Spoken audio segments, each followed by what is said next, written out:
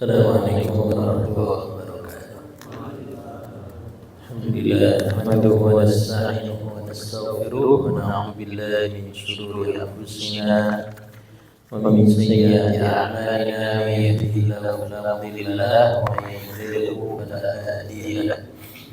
Asyhadu an la ilaha illallah wa asyhadu anna sayyidana Muhammadan abduhu wa rasuluh.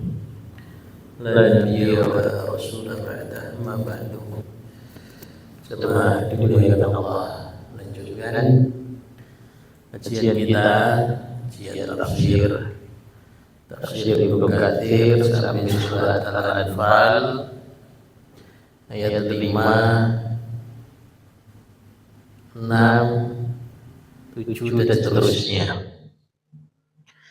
A'udzu billahi minasy syaithanir rajim. Bismillahirrahmanirrahim. Kama akhrajaka rabbuka min baitika bil haqqi wa inna fariqan minal mu'minina lakarihun. Yujadilunaka fil haqqi ba'dama tabayyana ka'annama yusaquna ilal mauti wa hum yanzurun. Wa idh ya'idukumullahu ihda ta'ifataini annaha lakum wa tawadduna anna ghayra dhati syawkati takunu lakum wa yuridu Allahu an yuhiqqal haqqa bikalimatihi wa yaqta'a dabiral kafirin. liyuhiqqal haqqa yubtilal batila walau karihal mujrimun. A'udzu billahi minasy syaithanir rajim. Aku berlindung pada Allah dari setan yang terkutuk. Bismillahirrahmanirrahim. Dengan menyebut nama Allah yang memiliki nama Ar-Rahman, Maha Pengasih, Ar-Rahim, Maha Penyayang. Kama sebagaimana yang mana gitu. Bagaimana terjadinya perselisihan di antara para sahabat tentang Al-Anfal, harta rampasan perang. Para sahabat berselisih merasa paling berhak terhadap ghanimah. Yang pasukan paling depan langsung bertemu musuh merasa paling banyak, harus paling banyak mendapatkan ghanimah. Yang menemani Rasulullah di belakang yang merasa paling banyak, Rasulullah nopo juru piye, dan yang lainnya. Yang pasukan berkuda merasa harus lebih banyak, yang berjalan merasa harus lebih banyak. Maka kemudian dijelaskan oleh Allah Ta'ala dengan serinci-rincinya, qulil anfalu lillahi wa rasul. Urusan pembagian ghanimah itu kepada siapa pemiliknya, ya Allah dan Rasulullah. Terserah Allah dan Rasulullah membagi-baginya. Nah, di sini juga terjadi perdebatan di antara para sahabat pada ayat 5 ini. Para sahabat sebagaimana akhrajaka rabbuka, Tuhanmu menyuruhmu pergi, Allah menyuruhmu pergi min baitika, dari rumah, meninggalkan rumah. Disuruh meninggalkan rumah, lungo. Itu loh. Pergilah. Seperti kita pergi meninggalkan rumah untuk nopo? Ngaji, nyari duit, mancing, goreng, suwi menerang berita turing. Bubar goreng. Nah, kuliner. Tapi di sini Allah Ta'ala menyuruh pergi meninggalkan rumah itu untuk apa? Nah, untuk menghadang barang dagangan milik orang-orang Quraisy dari Syam menuju Makkah. Jadi merampas sebagai bentuk balas dendam. Balas dendam itu pareng. Kalau memang benar-benar pantas untuk balas dendam. Wa jazaa'u sayyi'atin sayyi'atun mithluha. Balasan keburukan ya dengan keburukan. Tapi memaafkan lebih baik. Nah, di sini Allah Ta'ala menyuruh tidak memaafkan pada ayat ini. Pokoknya diadang itu. Dirampas. Hartamu di Makkah dirampas oleh mereka orang-orang Quraisy. Bil haqqi min baitika bil haqqi, dari rumahmu suruh pergi meninggalkan rumah bil haqqi disebabkan atas dasar kebenaran. Jadi medal saking griya niku didasari napa? Kebenaran, keimanan.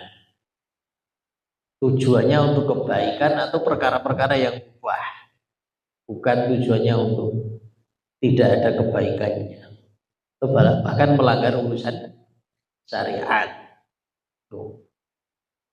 Wa inna, dan sesungguhnya fariqan sebagian minal mu'minin dari orang-orang yang beriman lakariun sungguh tidak menyukainya. Nah ini, jadi kisahnya itu kan mereka orang-orang mukmin ditanya oleh Rasulullah SAW, siapkan diri kalian menghadang dagangan orang-orang Quraisy daerah Sahilul Bahr, daerah pesisir. Siap ya siap, seneng karena tidak ada perang gitu. Hanya ngadang dapat harta rampasan, tidak ada perang, seneng.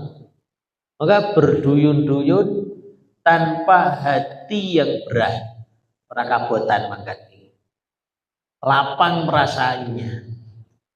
Ternyata Sufyan bin pimpinan dagang ini,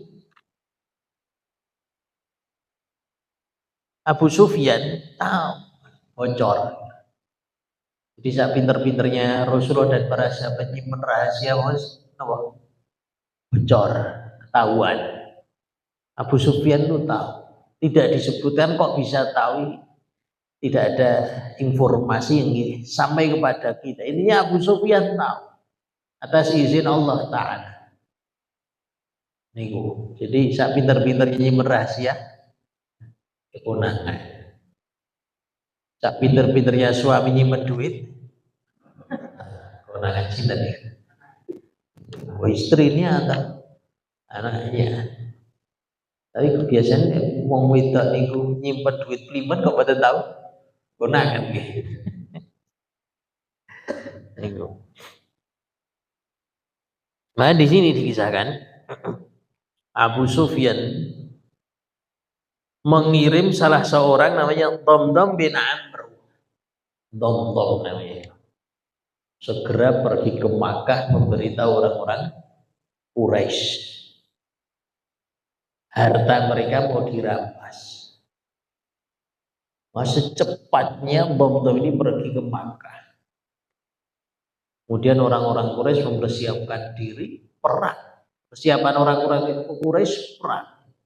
Persiapannya umat Islam hanya ngadang dagangan, ngadang duit, ngadang harta. Nah, karena saking pinternya Abu Sufyan, jadi pimpinan safar itu butuh pinter. Pinter mempunyai plan A, plan B, plan C, dan seterusnya. Pimpinan touring itu butuh pinter. Ya, ada permasalahan, cak-cek menyelesaikan masalah. Seperti Abu Sufyan ini masih kafir, pinter. Di satu sisi sudah ngirim Dhamdham bin Amr, agar orang-orang Quraisy melindungi harta mereka. Di sisi lain dia pikir, kalau nunggu orang-orang Quraisy belum tentu mereka sudah sampai melindungi harta kita, kita bisa selamat, bisa lolos. Maka juga berpikir bagaimana caranya ya lolos tanpa bantuan orang-orang Quraisy. Lolos nih Abu Sufyan saking pinternya. Kemudian ketika Rasulullah Shallallahu Alaihi Wasallam tahu Abu Sufyan ini lolos, padahal orang Islam sudah kadung sampai tujuan, harta yang mau diambil dirampok nih ucul, maka kemudian Allah Taala menurunkan perintah kepada Rasulullah Shallallahu Alaihi Wasallam pilihan perang. Karena orang-orang Quraisy berangkat sudah sampai namanya Bi'ru Badrin, sumur Badar. Di daerah Badar ada sumur. Maka Allah Ta'ala yang awal mulanya memerintahkan ngadang kafilah harta milik orang Quraisy dirubah perang. Ribuan yang tadi berat, berat. Persiapannya tidak perang, seneng-seneng gitu harta, kemudian harus perang, berat. Tapi para sahabat ini, wa inna fariqam minal mu'minina lakarihun, sebagian dari orang-orang beriman tidak menyukai, tidak siap. Tidak siap. Maka dikisahkan di sini oleh Ibnu Katsir. Rasulullah Shallallahu Alaihi Wasallam tanya kepada para sahabat, falamma sirna yauman aw yaumaini qala lana, ketika kami sudah menempuh perjalanan 2 hari, Rasulullah tahu lolosnya Abu Sufyan, bertanya kepada para sahabat, ma tarawna fi qitalil qaum fa innahum qad akhbaru bi khurujikum. Qad ukhbiru bi khurujikum. Gimana kalau perang? Ini perintah Allah Ta'ala. Mereka sudah diberitahu kalian meninggalkan Madinah akan mengambil harta mereka. Maka Allah Ta'ala menyuruh perang. Jawaban orang-orang Islam ini, tidak ya Rasulullah. Tidak. Wallahi malana taqatun biqitalil adwi. Demi Allah, kita tidak punya kemampuan, tidak siap, tidak sanggup perang ini. Tidak siap, seperti ucapannya Bani Israel disuruh perang oleh Nabi Musa alaihi salam. Jawabannya, idhab anta wa rabbuka faqatilah inna hauna qa'idun. Wahai Musa, tidak siap, yang perang dirimu sama Allah Ta'ala saja.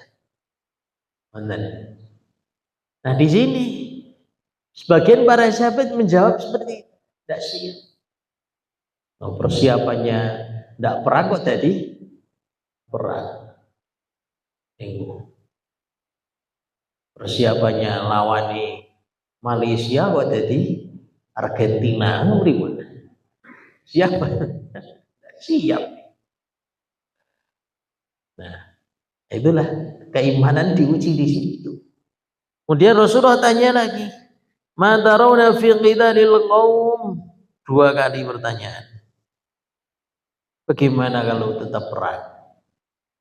Jawaban mereka, sebagian para sahabat, tidak ya Rasulullah. Jadi berat, perang itu berat. Bayangkan di Gaza sana sampun pinten bulan. Oktober, November, Desember, Januari, Februari, Maret, April, 7 bulan gitu. Dereng rampung, tidak ada air bersih, tidak ada makan, susah payah, tidak tempat tinggal. Jadi perang itu benar-benar urusan yang tidak mudah. Itu beritanya kalau hilang mawon, awal-awal perang, nanti Palestina kibarkan bendera, pendonasi, semua macam-macam. Belum selesai nih. Semakin ruwet, semakin rumit. Maka urusan perang itu bukan urusan yang mudah. panjang urusannya. Maka kita itu disyukuri, gitu. Poso yang lumayan, sing ngundang ning beras, sing ngundang ning nopo niku gula. Pokoknya snack orang muda kan mawon. Gitu. Arwah yang mayar. Boleh masjid migari milih masjid sahur nggih mayar, foto gitu. Seneng saking senengi mangan do napa? Oh, kaku. Oh. Mereka itu tidak merasakan seperti yang kita rasakan. Kenapa? Pertanyaannya ini. Kenapa? Karena Allah paham. Orang Palestina suruh seperti kita tidak akan sabar. Kita dijadikan seperti mereka juga tidak akan sabar. Semua kehidupan ini memang sudah diatur oleh Allah Ta'ala. Gak usah ngarep, mbok gerabai kaya Palestina. Nah, sanggup kita. Gitu. Tidak sanggup. Sama orang Palestina hidup di tempat ini sudah sanggup. Entah tidak sanggup dari sisi mananya Allahu a'lam, dari sisi kenyamanannya, sisi kehidupannya. Jadi hidup di Indonesia ini nyaman lagi di tanah Jawa Tengah gitu. Nyaman. Cuacanya, hujannya, panasnya. Saking nyamannya pemain Indonesia kalah sama Uzbekistan. Nah, fisiknya kalah kok. Kalah lari, kalah fisik, kempal-kempal. Kemudian karena memang daerah Uzbekistan negara saya negara cuaca yang ekstrim, adem, dingin, salju. Oleh Indonesia, kayak gini uripin apa? Kipas angin suhu, metu omah anginan sedikit weh menapa? Jaketan, kerukupan kaos kakinan. Nggih ta? Mumet sithik ya periksa. Jadi tukang pilek sithik ra mangkat nyambut gawe ini. Nyaman tenan hidup ini. Nah itulah kehidupan yang nyaman itu kadang tidak kita sadari. Bagi bangsa yang lain hidup dengan kenyamanan seperti ini tidak sanggup. Sama kita hidup di suatu negara yang berat karena adanya perang, cuaca yang ekstrim juga kita tidak sanggup. Di semua itu sudah diatur oleh Allah Ta'ala. Nah, maka kembali kepada ayat tadi, para sahabat itu tidak sanggup sebagian dari mereka. Ya Rasulullah, tidak siap kita itu. Faqala al-Miqdad bin Amr, berkata Miqdad bin Amr, sahabat dari Ansar. Di riwayat yang lain, berkata, "Idzan la naqulu laka ya Rasulullah kama qala Musa, kama qala qaum Musa li Musa." Ya Rasulullah. Ini jawaban para sahabat seperti itu. Jawabanku ini sebagai salah satu pimpinan orang Ansor tidak akan menjawab dengan jawaban Bani Israel kepada Nabi Musa. Silahkan dirimu yang perang dan Allah yang perang, kami duduk di sini. No. Jadi ucapan Miqdad ini menyemangati, memprovokasi para sahabat yang tadinya tidak sanggup jadi sanggup. Jadi dalam urusan perang seperti itu harus ada provokator si apik maksudnya. Gitu. Harus ada yang memprovokasi. Contohnya nopo mau bangun masjid ya harus ada yang memprovokasi. Tidak ada yang memprovokasi ramangkan. Toringi ngoten. Kalau ada yang provokasi tidak ada toring. Ini Idul Adha aja do menang-menang mawon. Pripun jare? Nyantai-nyantai wae. Padahal kurang kita dinten. 1 bulan 20 hari. Yo nyantai-nyantai wae. Itu lah. Harus ada yang provokasi. Ada ulama namanya Ibnu Rajab. Ibnu Rajab Al-Hambali menulis kitab Lataiful Ma'arif. Isinya tentang kemuliaan tiap bulan-bulan Hijriyah. Muharram itu fadilahnya apa? Kemudian Safar kemuliaannya, fadilahnya apa dan seterusnya. Nah, beliau ketika sampai di bulan Syawal menulis tentang kemuliaan Syawal dari puasa 6 hari bulan Syawal, saling berkunjung, Idul Fitri dan seterusnya. Yang masih punya utang puasa segera nyar utang. Nah, beliau itu kemudian menjelaskan masih di bulan Syawal tentang keutamaan haji dan kurban. Seolah-olah ingin menjelaskan kepada kita sebagai pembaca persiapan untuk haji, persiapan untuk kurban dimulai sejak bulan Syawal. Gitu. Bulan Syawal. Wingi mawon pun kathah bodo Ustaz. Sakmene kepikiran kurban macam kathah. Jadi wong Islam itu kathah pengeluaran itu. Gitu. Urung anake si arep mlebu pondok.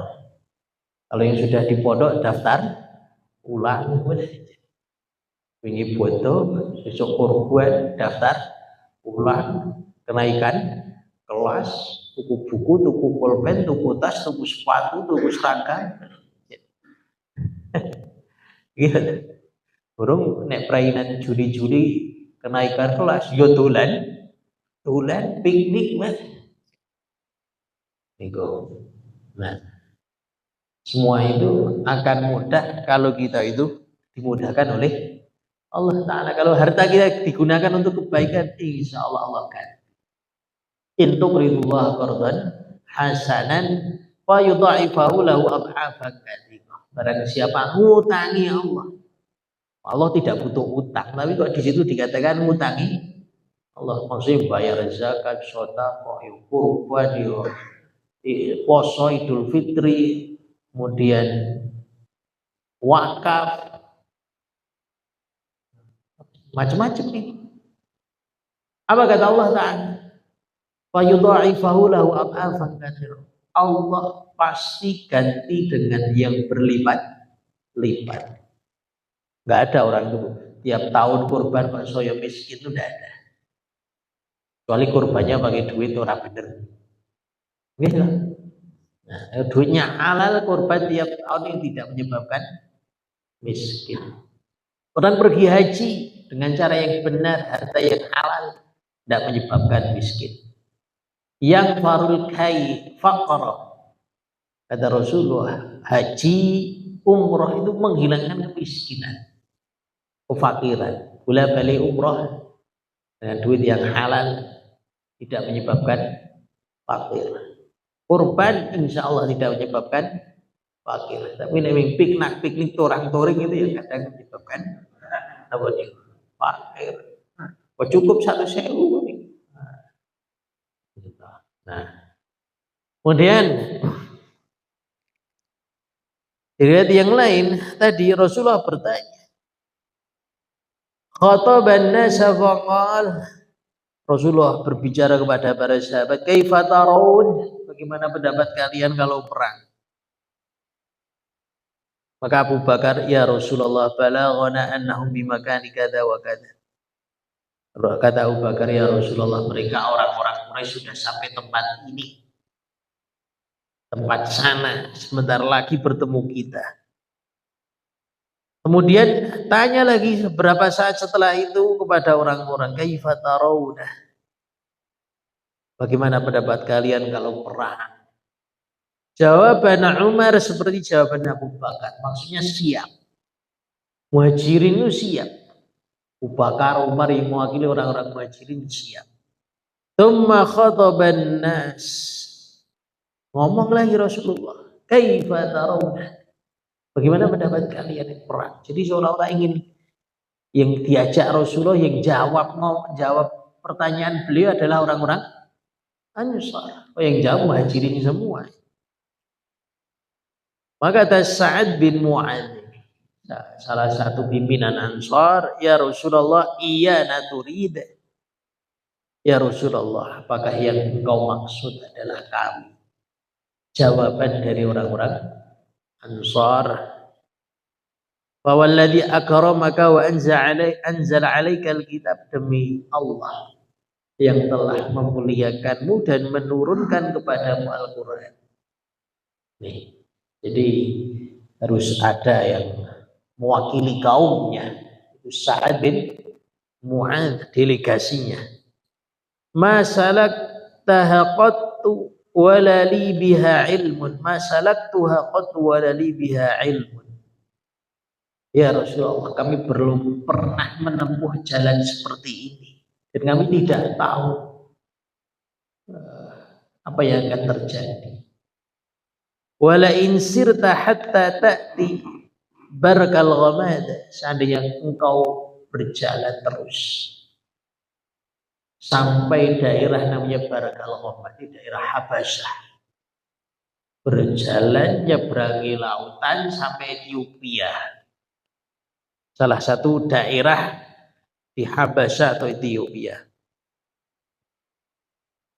Lanasiranna ma'ak, kami orang-orang Ansor tetap akan berjalan mengikuti diri. Jadi tunduk, patuh, meskipun sebagian dari kita tadi berkata tidak siap. Wala nakuna kalladzina qalu li Musa, kami tidak akan ngomong seperti Bani Israel kepada Nabi Musa. Walakin idhhab anta wa rabbuka faqatila inna ma'akuma muttabi'un. Akan tetapi pergilah dirimu, Allah Ta'ala peranglah, kami di belakang akan mengikuti, yaitu ikut perang.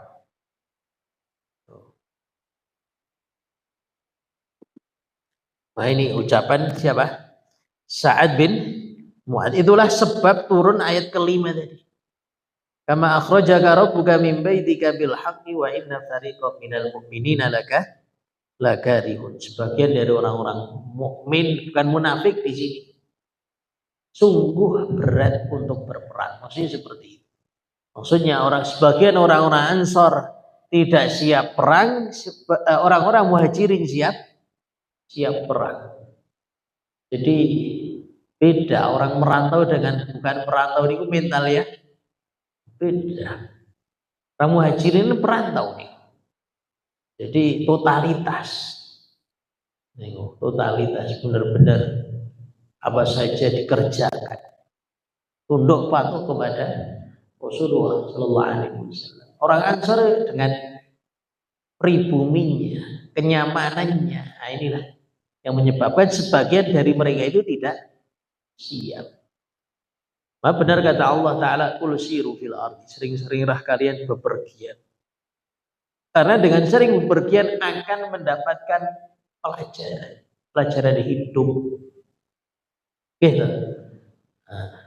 Pengen gawe masjid, rumah, cari inspirasi. Pengen nikah, cari inspirasi. Gitu. Oh jebule duwe bojo loro ki agak sibuk buat. Gitu. Ketemu inspirasi seperti itu. Pengen piknik, pergilah, mendapatkan apa? Inspirasi, pelajaran, akan bertemu orang banyak. Maka benar kata Rasulullah SAW, man arada ayyub sotalahu fi rizkihi falyasil rahimah. Barang siapa ingin dilapangkan rizkinya, sambunglah silaturahim, sering-sering berkunjung, pergi, maka akan melapangkan rezeki. Maksudnya, oh sekono itu bisa dodolan iki, oh sana itu bisa dimintai bantuan ini, oh sana bisa membantu saya, kan seperti itu. Itu yang dimaksud melapangkan rezeki seperti itu. Oh nek aku lunga nang Surabaya rasa turun nang hotel iso turun nang kenalanku kono. Itu kan melapangkan rezeki. Oh nek sampai Jakarta ingin ke sana tinggal telepon A, B, nopo C, nopo D, jemput siap mengantarkan kemana? Termasuk melapangkan rizki. Kemudian tadi ayat selanjutnya, yujadilunaka fil haqq, mereka membantah wahai Muhammad. Tadi sebagian orang-orang Ansor fil haqqi, tentang kebenaran itu, tentang perang saja. Tidak usah mengejar kafilah dagangnya orang-orang Quraisy yang dipimpin oleh Abu Sufyan. Perang saja. Kebenarannya seperti itu. Itu pilihan Allah Ta'ala. Fil haqqi. Ba'dama tabayyana, setelah nyata bahwasanya mereka pasti menang. Allah menjanjikan kemenangan. Jadi itu berat, itu menjanjikan sebuah kemenangan itu perkara yang berat. Wong yang janjikan menang itu Allah. Disampaikan kepada Rasulullah, perango pasti menang. Sebagian para sahabat ini masih berat ingin perang. Masih kita itu udah dijanjikan menang kok. Gimana? Kon tetap berjuang. Yuk pribun itu. Ya berat. Nah, berat.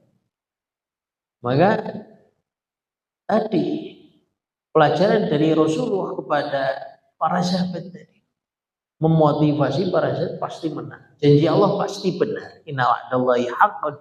Sesungguhnya janji Allah itu benar. Tidak mungkin menyelisih janji. Kalau janji kita banyak lawan nih tidak ditepati. Janji nih oposisi tadi. Jadi nama itu koalisi. Si kalau sih tadi, si kalau sih bersusah, wah ya dari bawah. Ya, tapi semoga sisi Allah Ta'ala itu benar-benar bernilai perjuangan. Ya, bernilai perjuangan. Jadi oposisi itu udah nyaman gitu. Orang itu apa-apa. Kalau koalisi itu rakyat sedikit. Nah, seperti itulah kehidupan yang penuh perjuangan seperti itu. Sampai mati seandainya tetap jadi oposisi, tidak apa-apa, tidak ada masalah. Maka bahayanya semua berkoalisi ini apa? Bahaya seperti Fir'aun. Fir'aun itu karena tidak ada oposisi. Apa yang terjadi? Semua apa yang dia pikirkan, semua tindakan yang dia kerjakan dianggap benar, tidak salah. Berbuat semena-mena sampai ngaku dirinya Tuhan, tidak ada yang nentang. Tidak ada yang mengingatkan. Yang penting senang saja Fir'aun itu. Entah ya. Kisah Namrud pun juga seperti itu. Tidak ada oposisi. Kerajaan tidak ada oposisi. Nah, sama seperti penguasa, tidak ada oposisi, tidak ada yang mengingatkan. Kalau dalam Islam, sistem kekhilafahan, sistem sultan, kerajaan biasanya yang mengingatkan itu para ulama. Yang mengingatkan. Ya, tugasnya para alim itu seperti itu. Ngilingi para penguasa Allah untuk berbuat baik. Nah, itulah maksud dari ayat tadi, yujadilunaka fil haqqi ba'dama tabayyan. Tabayyan sudah jelas Allah menjanjikan kebenaran peranglah. Kama yusaquna ilal maut, seakan-akan mereka dihalau kepada kematian, kepikiran. Seolah-olah mereka itu perang itu menuju apa? Kematian. Makanya kok mati ini tidak menang. Wis ora entuk ghanimah, ora menang. Nah, kepikiran sebagian para sahabat dengan tadi was-was tadi itu setan. Gitu. Setan. Mungkin seperti dalam kehidupan kita selama ini. Nek ora utang orang mungkin iso. Wonten niku. Pikirannya orang ini utang. Utuh utang sih. Nek ora utang susah. Belum habis-habisan wis napa? Tangsi. Mbok tegali didol duluan gampang. Ora utang. Atau punya yang mana jual dulu.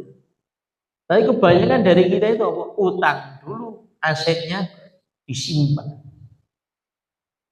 Utangnya membengkak, karena riba, karena bunga, nyicil tiap bulan telat, bunga semakin besar, kena denda terus semakin besar.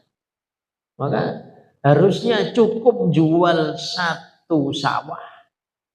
Gara-gara seperti itu malah bersawah. Padahal Allah sudah menjanjikan, yamhaqullahu riba wa yurbis shadaqah. Allah itu menghancurkan riba, melipat gandakan sedekah. Tidak mungkin sistem riba itu mendatangkan kenyamanan, ketenangan, keberkahan. Tidak mungkin. Gitu. Nah, begitu juga para sahabat tadi, was-was dibisiki setan, kalian itu harus mati, tidak mungkin menang. Padahal Rasulullah sudah menjanjikan apa? Menang. Wahum yang turun sedang mereka melihat sebab kematian. Sebab kematian apa di sini? Perang. Perang ini adalah salah satu sebab kematian.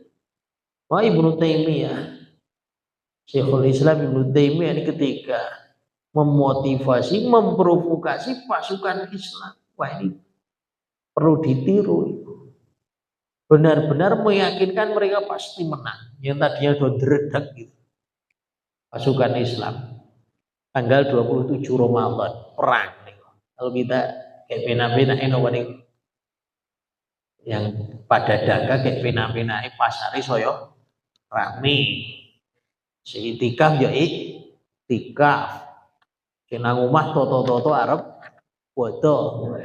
Perang ini Ibnu Taimiyah memimpin gabungan pasukan Syam dan pasukan Mesir melawan Mongolia Tatar. Yang jumlah pasukan Tatar berlipat-lipat daripada pasukan umat Islam. Di daerah namanya Ain Jalut, bahasa perbatasan Yordania, Palestina. Apa yang terjadi di situ? Dredeg umat Islam. Pasukan Islam mereka was-was, bahkan tidak hanya was-was, yakin pasti kalah. Yakin kok pasti kalah. Karuan rasa perang nih. Lu bal-balan kok ini kalah tenan. Maka kata Ibnu Taimiyah, tidak ada yang puasa hari.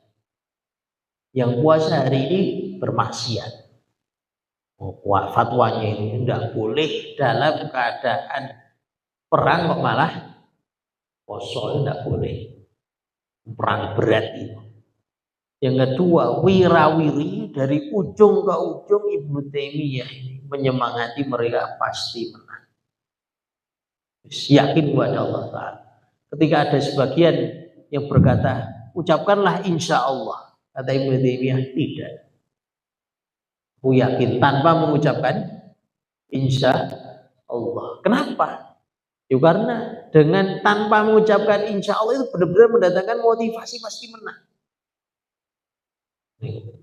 Jadi motivasi itu penting sekali. Anak-anak kita harus kita semangati, harus kita motivasi. Orang yang disenang ini. Jangan membombong terus tidak boleh. Memarahi terus juga tidak boleh. Terlalu sayang terus tidak pernah dimarahi tidak boleh. Gitu. Ora trapopola. Arep jiwe saja samar itu.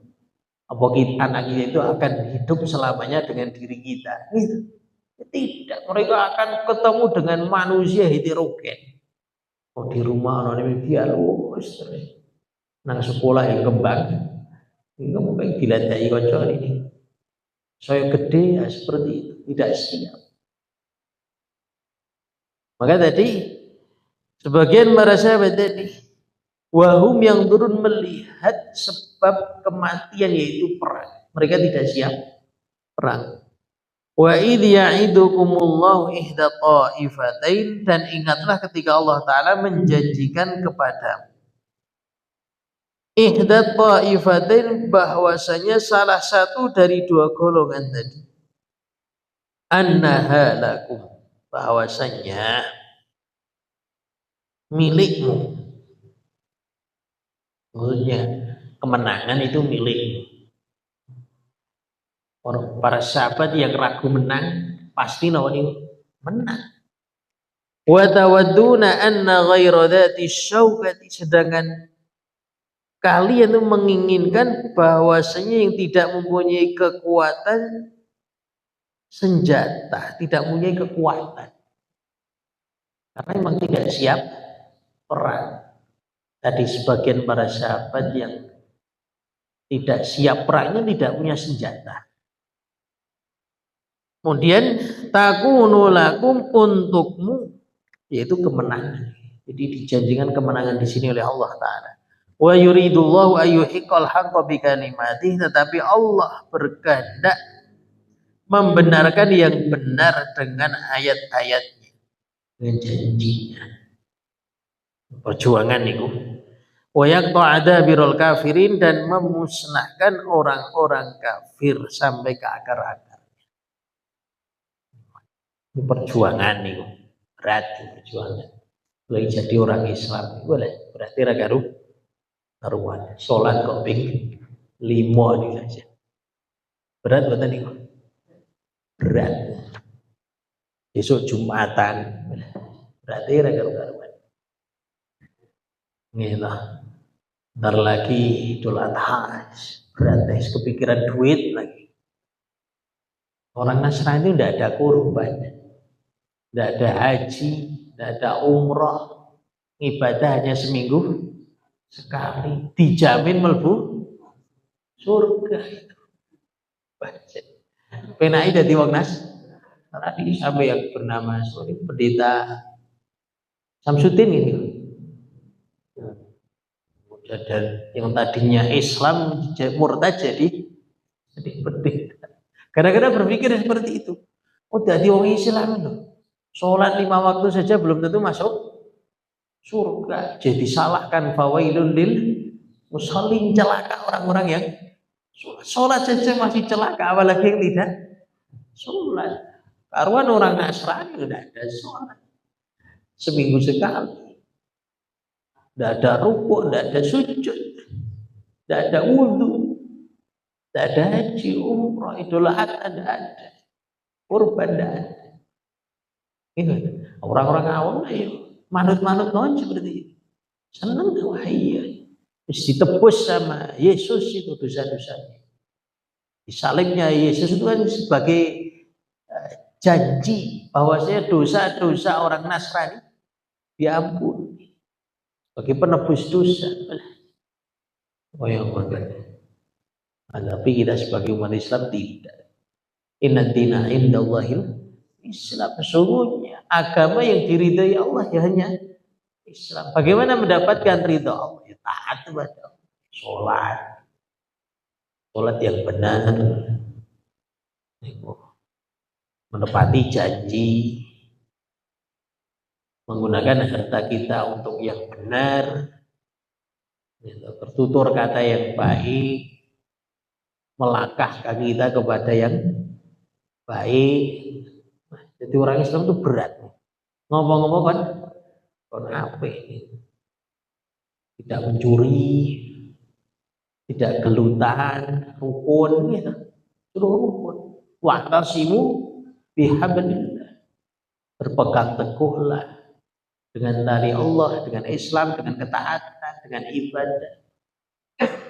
Jami'an kalian semua wala tafarraqu, dan jangan bercerai-berai. Jadi suruh rukun itu angin ra karo karuan. Ngrukun ke anak saja berat ya. Itu yang duwe anak niku. Kon rukun susah mboten niku? Susah. Belum nikah saja wis angel rukun, apalagi sudah nikah sudah dia anak. Merasa saling benar, merasa saling paling berhasil. Nah, niku itu berat. Suruh rukun dalam satu keluarga saja. Apalagi yang bukan keluarga. Sak masjid kon rukun saja nangile ra karo karuan. Kon rukun iki. Ning wong pira saja kok angele ra karo. Apalagi sak Indonesia. susah, tidak bisa. Tapi tetap harus diusahakan. Rukun itu. Wa in ta'ifatani minal mu'minin naqtatalu fa aslihu bainahum. Kalau dua orang Islam atau dua golongan iqtatalu saling perang, saling bermusuhan, saling bertikai, fa aslihu bainahum. Damaikanlah. Islahu dzatil bayyin. Kata Rasulullah, sebaik-baik amalan itu apa setelah sholat? Mendamaikan dua orang yang bertikai. Suami istri kok geger-gegeran. Kenapa nih? Kan rukun tadi. Rukun. Ada bapak-bapak tanya ke kita, Ustaz, anak saya ini geger-gegeran. Si suami bilang enten kepada istrinya, pegat bayi, seperti itu. Terus pripun itu Ustaz? Sudah jatuh talak belum?